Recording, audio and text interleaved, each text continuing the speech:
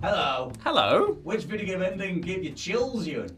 Ending? I don't know, just whatever it was. What What brought on the chills, mate? What brought on the chills? As a naturally chilly person, lots of different things. But I have to talk about one moment in particular that was like a formative gaming memory for me, and probably a good one to talk about as well because like Arkham Asylum came out. It was its like 14th anniversary last month, so came out August 28th in the UK. Hell yeah, dude. But the bit in Arkham Asylum where obviously it has one of the greatest video game openings of all time, where you are escorting the Joker through intensive treatment. It's like, something's not right, Jim. I'm going with him. It's great. And then you have that whole bit. Joker does this whole thing. It's like, welcome to the madhouse, Batman. I set a trap and you sprung it gloriously. And then you got to go through it. The temptation to do so many quotes right now as well. It's like, technically the Joker's goon shipped him from Blackgate. Honest.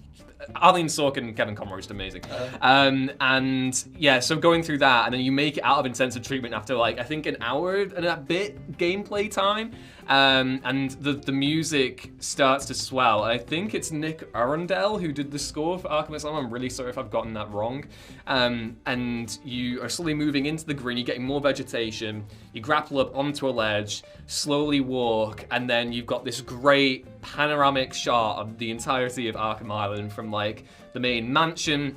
You can kind of see the botanical gardens in the distance as well, and the music is just swelling so nicely, and you can hear the rain kind of falling in the distance, and then it slowly moves back to you as Batman, and then you glide down into the main kind of bit of Arkham Island, and that is just chef's kiss levels of just amazing intuitive like world design. Like I love that moment so much because you have escaped the claustrophobia of one bit for a brief moment of oxygen, and it's still this nightmare, and it's just so good. And I really like the Return to Arkham remaster as well because it actually really makes the raininess of the game more pronounced, so you can hear it just pitter-pattering down. It's just so good. And then you get into the whole, Wild Country, Gordon's favorite tobacco, which is just, yeah, Arkham Asylum, essential game, and that moment just kind of lives with me forever. It made you feel like Batman. It did. Very scrawny Batman.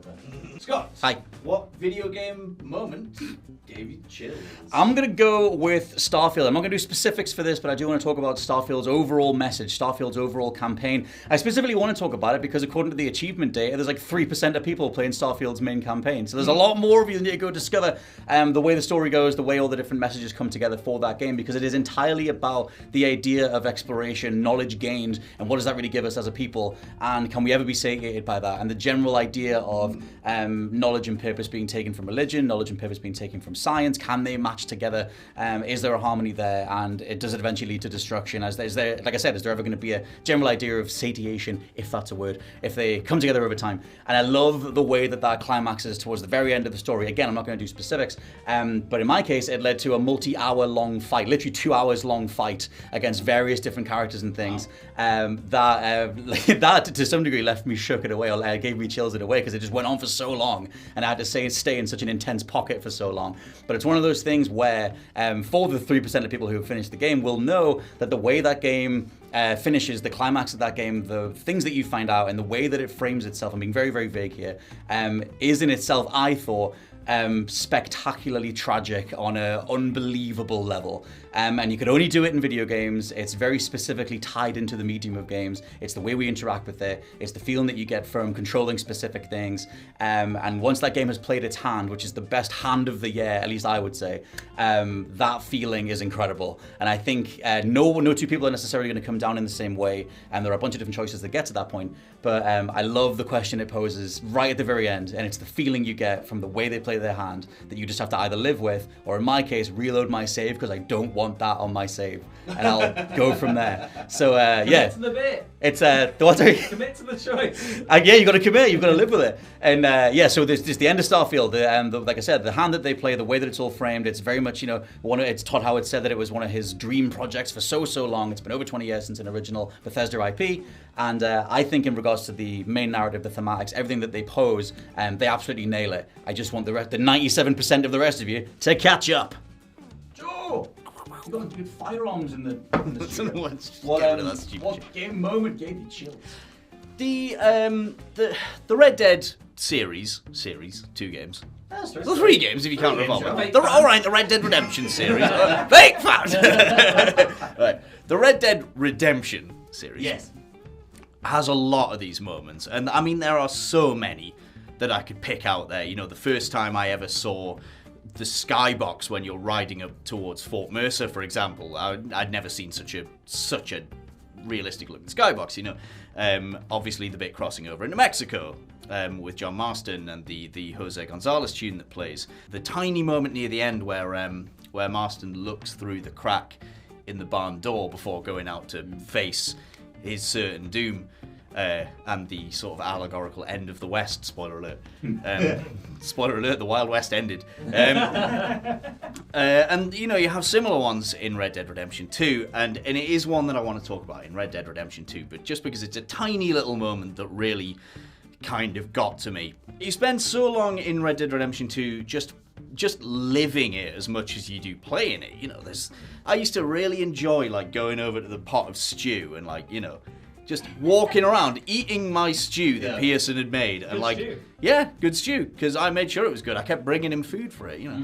And, you know, eating my stew, talking to all the party members at the camp just while eating my stew, and then having a cup of coffee and things before heading out to do other stuff. You know, you really live that life as Arthur Morgan.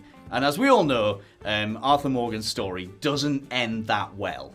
But the one moment that really kind of stuck with me and hammered it home what was kind of, you know, what he was going through as he withers away from tuberculosis was a cutscene that I think only happens if you do certain side missions and if you've got a high honor rating, which luckily I did.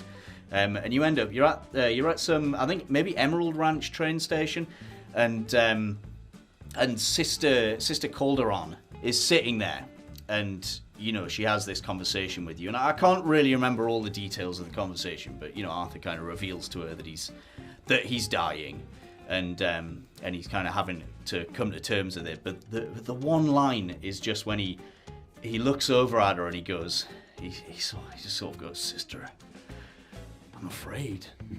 And it's so, like, you know, compared to the Arthur of the beginning of this game, who is a ruthless man, but also a really confident man who you know, when you do that mission with Lenny, where you go and get pissed with him, and you know, and you have fun, and you think Arthur Morgan would be a guy that I'd actually quite like to be friends with, as long as I didn't owe him any money. So you know, and he's gone from a really likable, charismatic man to someone who is so with it, and you know, the detail that's gone into his character model of this, his eyes are so sunken and kind of have these dark bags under them, and he looks so vulnerable. And the way that they've managed to kind of convey that gradual creeping of vulnerability and grappling with mortality in Arthur is just so masterfully done. It's you know, it's some of the best writing, some of the best performing I've ever seen in a video game. Roger Clark does an incredible job, and there are, you know, there could be an infinite amount of moments that I could point to, you know. But it is the moment at the train station with the nun that just always gets to me. And you know, you can find that image of him with that sad, just defeated look on his face. And every time I see it, I remember exactly how the line sounds, and it just makes me want to grab my own heart like that. Oh, Arthur Morgan, we barely knew you.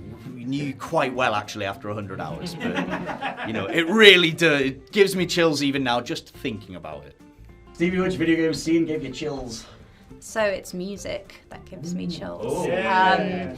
They always say with music, it's the music that you listen to when you're like 16 to 18 that just stays with you forever. And that's also the time I started playing video games in the dark.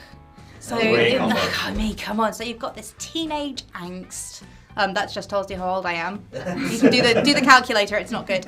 And then you've got this game that's dark, that has these elements of graphic novel in it, and it's Max Payne 2, 2003. And in the great tradition of Remedy, working with Poets of the Fall, you've got this amazing song called Late Goodbye, and they've made the music video for it. I think the actual song came out afterwards, and for me, it's just the ultimate kind of grunge, sad anthem that goes along with the end of a beautiful, sad but poignant video game.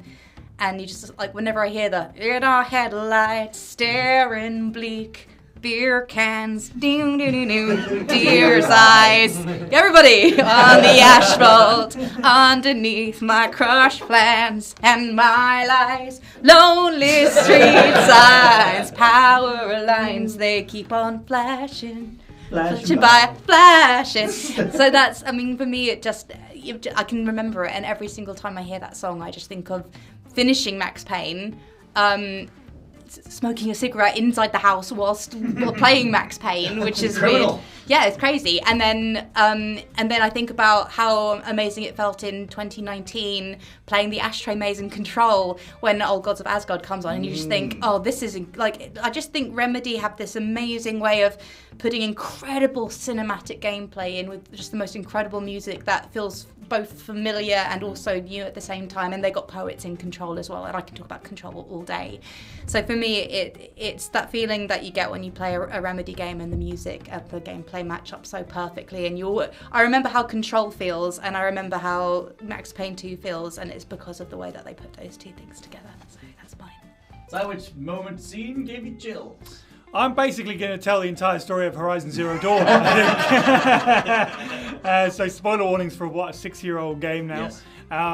But I think it's powerful even if you know what's going to happen anyway, just the way that it's portrayed on screen. Obviously, like, the game makes no secret about the fact that it's set in the future, but with a sort of new era of humanity sort of coming out of the caves and starting again. And there's a lot of uncovering what happened in the past, which involves, I'm going to try and keep this succinct, but essentially the world's Elon Musk, lots of money, no sense, makes giant killer robots that doom all of us, and there's no way to stop them. So the plan is, let's just distract them by throwing military at them while we devise a plan where we can create an AI that can crack a code to shut them all down.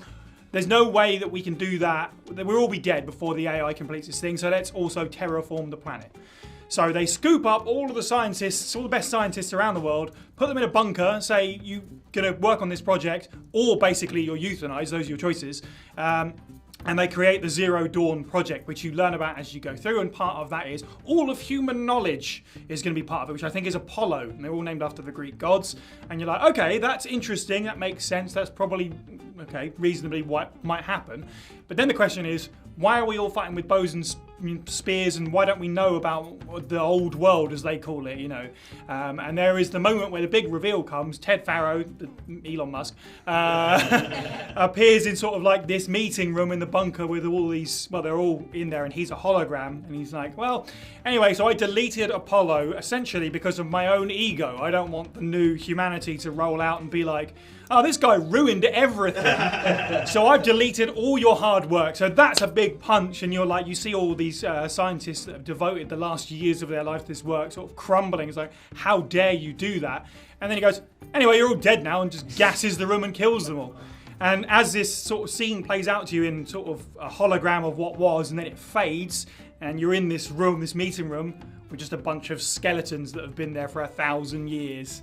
And there's so many great storytelling moments that are done through the game like that, where you see a hologram or read a bunch of files. There's a part where you're like, oh, all these nice letters from the war front that you realise have been edited down, much in the way that they have been in real life when these things have happened. You know, it's so many like gut punch moments as you explore. Like, the gameplay is great, and just like Aloy's great, but some of the best moments of that game are when you sort of start tunneling around and discovering the history. And oh yeah, that's why it immediately was like, this is probably my favourite game of all time that doesn't have Resident or Evil in the title.